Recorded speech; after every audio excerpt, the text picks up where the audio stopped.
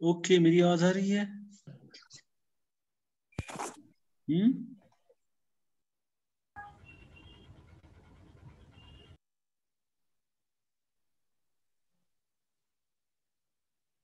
Okay बना? Okay, मेरी आवाज आ रही है? Yes sir. ओके, अभी तक मैंने क्या कहा? मैंने कहा x जो है इस पे दो टोपोलॉजीज होती है, एक तो इसका नॉर्म होता है अगर ये नॉर्मल लीनियर स्पेस है, दूसरी है वीक टोपोलॉजी, राइट? लेकिन x स्टार पे मैं तीन टोपोलॉजीज डिफाइन कर सकता हूँ। एक तो इसकी नॉर्म टोपोलॉजी जो नॉर्म से मिलती है because norm is a metric, then जो x डबल स्टार से मिलती है जो इसकी वीक टोपोलॉजी कहलाई, और ऑफ कोर्स जो x से इस पे जनरेट होगी बिकॉज x मतलब x इसमें आधी कलेक्शन ऑफ फंक्शंस ले रहा हूँ, इसका सबसेट, उसको हमने कहा week star topology.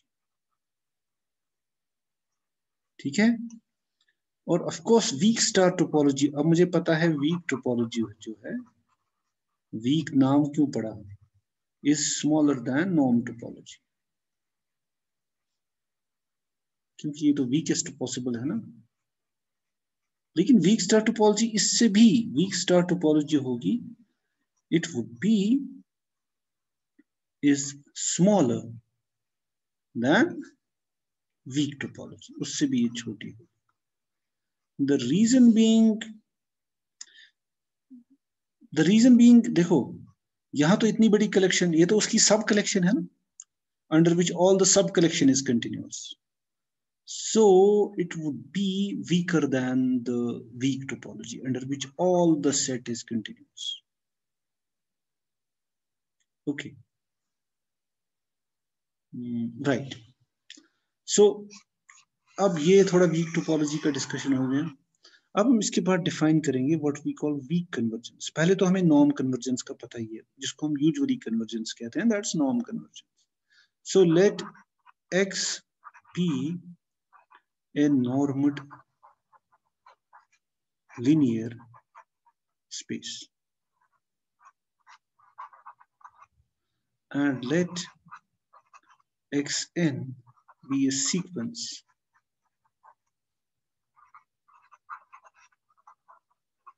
then we say, या चलो मैं इसको लिखता हूँ weak convergence.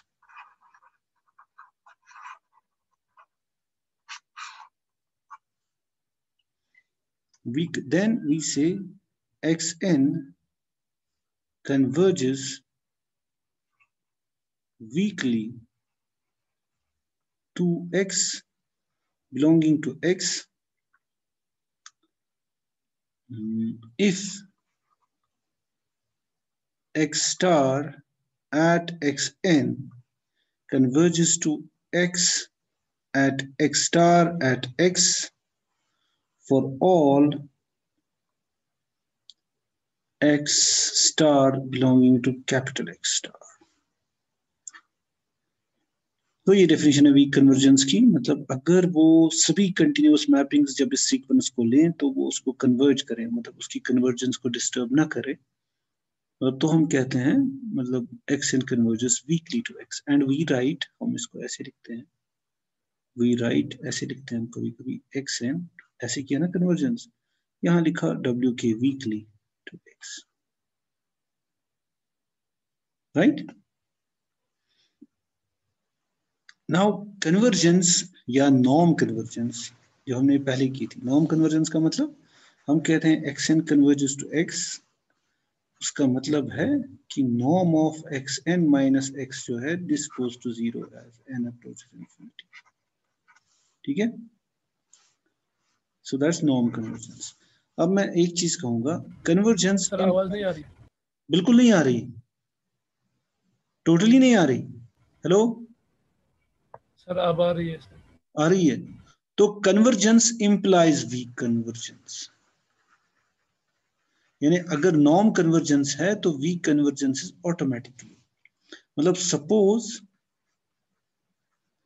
X N converges to X, मतलब नॉर्म कन्वर्जेंस इन एक्स, उसका मतलब क्या हुआ, उसका मतलब ये हुआ norm of X N minus X goes to zero as N approaches infinity.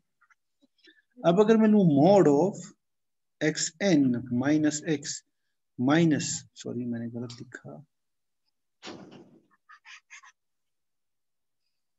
अगर मैं इसको ऐसे लिखूं x star at xn minus x star at x in mod, it can be written as x star using the property, using that it's linear, it's continuous, x, but this is less than equal to norm of, जो भी हम बात कर रहे थे, norm of x star into norm of xn minus x.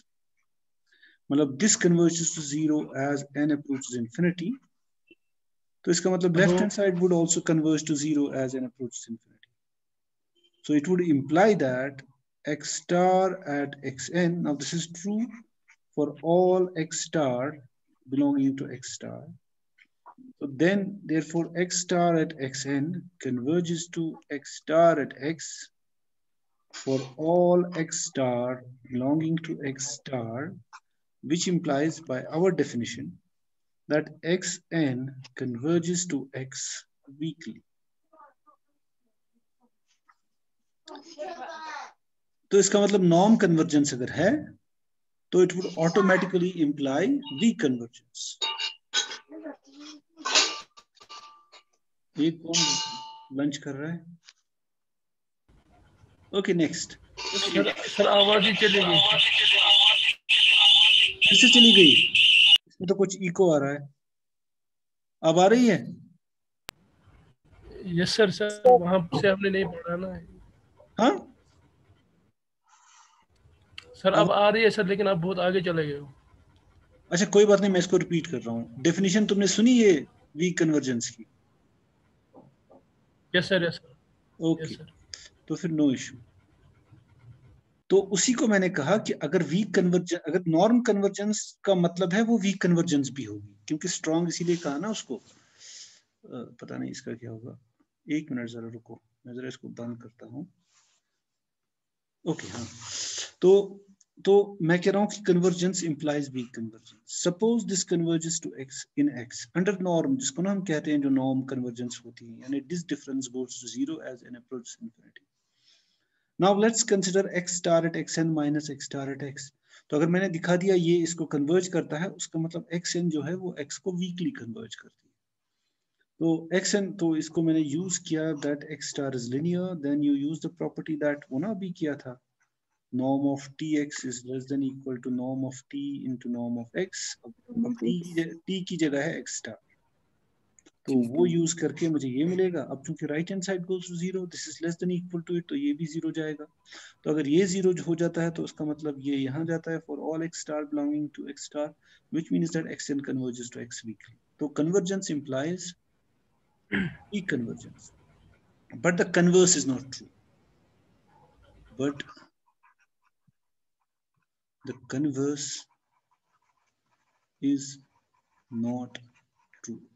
यानी weak convergence does not imply norm convergence. अब उसके लिए हमें एक एग्जांपल चाहिए एक सीक्वेंस की in a homogeneous space which converges weakly but does not converge in norm. तो अगर मैं देखता हूँ कौन सी एग्जांपल है. ओके मुझे लगता है L1 में मिल जाएगी हमें. Okay weak convergence does not imply. Now let x be equal to LP. LP space लेते हैं where 1 is less than p is less than infinity, and let बड़ा ही सिंपल सी सीक्वेंस हम लेंगे en equal to 0 0 0 1 0 और फिर 0 ही 0 जा रहे हैं. Of course 1 is at the nth place, so it's a sequence of course because it's a vector, then another vector inside our vector space LP. Then I can easy, मतलब it's very easy कि en का जो norm है यानी pth norm, मेरे कहने का मतलब है pth norm का मतलब you take the sum of the pth powers and then take the pth root of the sum. Okay. So this is equal to 1 for all n. तो अगर वो 1 है for all n, उसका मतलब ये हुआ hence I can say en does not converge to 0. क्योंकि अगर वो कन्वर्ज करती 0 को तो हमें मिलना चाहिए था en minus 0 p, which is the same thing as enp, this should become 0 as n approach infinity. लेकिन हमें पता है कि ये तो हमेशा 1 है, तो ये तो चेंज ही नहीं होता, 0 होने का तो सवाल ही नहीं। So En does not converge to 0, मतलब norm converge to 0. But we would show that it would converge weakly. हालांकि ये अजीब लगता है, this would converge weakly to मतलब to some vector. Okay. Okay. Now, if x star belongs to x star, of course, है ना, that is equal to LP star, right?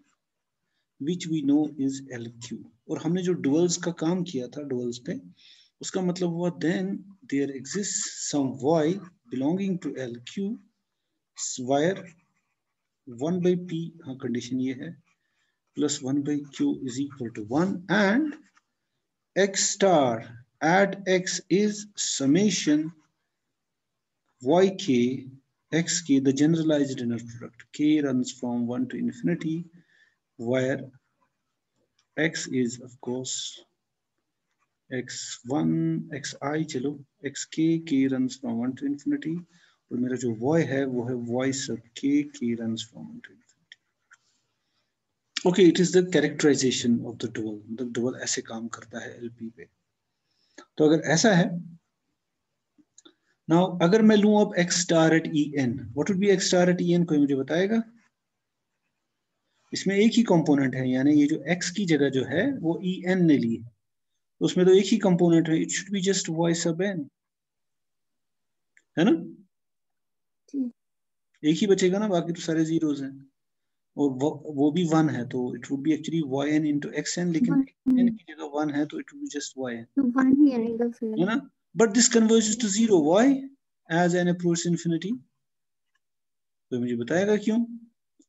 क्योंकि हमें पता है ये जो समेशन yk है raised to power q, k runs from 1 to infinity, this is less than infinity, so which means summation k runs from 1 to infinity yk जो है वो भी लेस देन इन्फिनिटी होगा। If something is square summable it's automatically, मतलब अगर किसी का p to power, no sorry मैंने गलत किया, मैंने गलत लिखा। ओके, अगर कोई सीरीज कन्वर्ज करती है तो उसका मतलब क्या होता है? उसका मतलब होता है उसकी जो nth टर्म है, यानी yn raised to power q must go to 0 as n approaches infinity, और वो तभी पॉसिबल है जब yn, मतलब actually yn goes to 0 as n approaches infinity. So this must go to 0 because it is summable sequence. Summable sequence का मतलब nth term 0 हो जाती है। Convergent sequence में nth term, convergent series में की जो nth term है वो 0 बन जाती है। Okay, which means that now this is true for all x. So that is x star at En converges to 0, which is equal to x star at 0 for all x star belonging to x star. Of course, x star would send 0 to 0, so I can do that, which implies that En converges weakly to 0. Although it does not converge to 0 in norm, it does not. Weak convergence needs convergence or the norm. इसको चुप कराओ। Okay. So ये तो था अपना weak convergence का। Okay. Now we take an example. हाँ, एक और होम असाइनमेंट में चलो मैं लिख देता हूँ, वो भी स्ट्रेट फॉरवर्ड, ऐसा कुछ है नहीं। In finite dimensional spaces, that's what you should expect, क्योंकि इसमें सभी नॉर्म्स बराबर हैं, मतलब everything is almost same. Finite dimensional spaces, weak convergence is equivalent to norm convergence.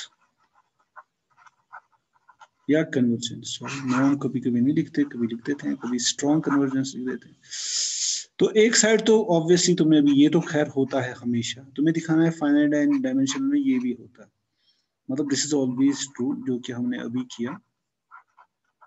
तुम्हें एक्चुअली दिखाना है, अगर अभी हमने देखा ये जरूरी नहीं है कि सच हो फॉर L1, लेकिन तुम्हें दिखाना है for finite dimensional spaces this is true. So now we take an example Should I take this? Okay. अब x स्टार जो है मेरा, उस पे 3 कन्वर्जेंसेस है ना? इस पे एक तो नॉर्म कन्वर्जेंस है, नॉर्म टोपोलॉजी है, फिर वीक टोपोलॉजी है, फिर वीक स्टार टोपोलॉजी है। तो इसमें मैं सोच सकता हूँ नॉर्म कन्वर्जेंस भी, वीक कन्वर्जेंस भी और वीक स्टार कन्वर्जेंस भी। Okay, so what I am trying to say, चलो मैं लिख देता हूँ, एंड इसको ऐसे ही लिखते हैं, an example of A Banach space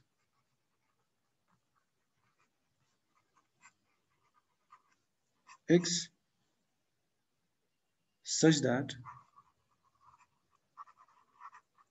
all the 3 modes of convergence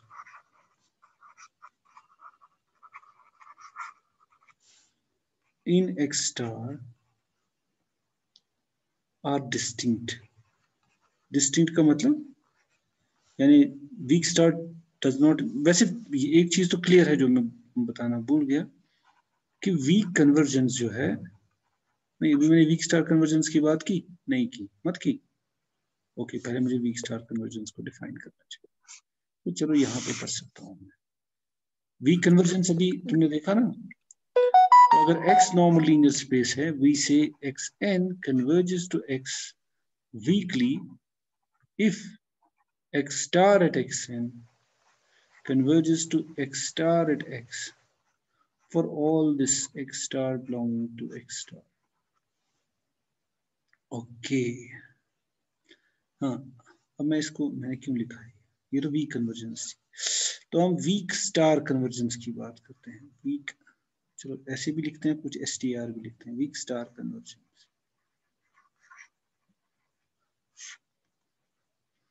Now a sequence xn star inside this x star is said to converge, what should I say, in weak star mode if, यहाँ थोड़ा उल्टा होगा, xn star at x converges to x star mode, चलो मैं लिखता हूँ to some x star belonging to x star if this converges to this for all x belonging to x। अच्छा मुझे बता दो, अगर मैं तुम्हें कहूँ x स्टार की वीक कन्वर्जेंस क्या होगी, मैं ऐसे ही मतलब वीक कन्वर्जेंस तो डिफाइंड फॉर x है, व्हाट अबाउट x स्टार, तो हम कहेंगे x star converges weakly to x star in x star if, थोड़ा सा चेंज होगा, I hope है ना, this converges to x double star at x star for all x double star belonging to x double star, तो ये होगा week convergence. और इसका एक वीक स्टार कन्वर्जेंस भी है, week star convergence will be this is weak convergence. Now it's rather obvious, इसलिए बताने की जरूरत नहीं है कि weak star convergence implies weak convergence, है ना? मैंने गलत तो नहीं किया, गलत किया मैंने। weak convergence implies weak star convergence, weak convergence implies weak star convergence। वो कैसे? now suppose मैं यहां लिख रहा हूं, suppose xn star converges weakly to x star, it implies that x double star at xn star converges to x double star at x star, जो मैंने अभी लिखा, for all x double star belonging to x double star, मुझे दिखाना है वो कि it converges in a weak star manner, but then it also implies it also implies that xn at x double star at n, it's xn star at x converges to x star at x for all x belonging to x, because that is the definition है ना इसकी. It is equal to this thing. Can you see that? Via the canonical mapping, क्योंकि हम इसको identify ही कर रहे हैं via, जब मैं x कह रहा हूं मेरा मतलब है एक्चुअली psi of x, और psi of x के जो बंदे होते हैं वो ऐसा काम करते हैं, मतलब वो इस तरह से डिफाइंड है that x double star at x star is x star at x, which implies that xn star converges weak star to x star. ठीक है. होम असाइनमेंट तुम्हारा, तुम दिखाओ उल्टा सच नहीं है. वैसे इससे भी मिल जाएगा, ये जो मैं कह रहा हूँ ना एग्जाम, जो मैं कह रहा हूँ डिस्टिंक्ट मोड्स ऑफ कन्वर्जन, इससे भी मिल जाएगा. चलो ये एग्जांपल इससे आ जाएगी कि weak star convergence need not imply weak convergence. वो जो मैं करने वाला था इस एग्जाम्पल, तो मैं ये रब करूं कि दूसरे पेज पे जाए? अब मैं लिख चुका हूँ ना हेडिंग. सर आज इतना ही करेंगे. इतना ही करोगे? तो मुझे रोक, मुझे रोकने का एक ही तरीका है, तुम खुद पढ़ो और मुझे इतने सवाल पूछो कि मैं तंग आ जाऊं, फिर मैं रुक जाऊंगा ना खुद ही. जी सर. वैसे मैं बहुत तंग करता था टीचर्स को, वो मुझे बहुत मतलब मैं रोक देता था, क्योंकि मैं पढ़ता था ना घर पे जाके बुक्स, और फिर कभी कभी मेरे क्वेश्चन पे पूरा क्लास चला जाता था, फिर दूसरे स्टूडेंट नाराज हो जाते थे. लेकिन अगर तुम भी वैसा ही कुछ करो तो मुझे अच्छा लगेगा. मतलब स्टॉप मी फ्रॉम टीचिंग ना, तुम बोलो नहीं हमें ये मैंने पढ़ा आज, उसमें ये लिखा था, आपने क्या पढ़ाया था गलत. तो ऐसा तुम करो. चलो मैं बंद करता हूँ कि खुदा हाफिज़. हाँ, अब तुम थक गए तो फिर से वो पुराने लेक्चर्स भी देख लेना. So let's conclude.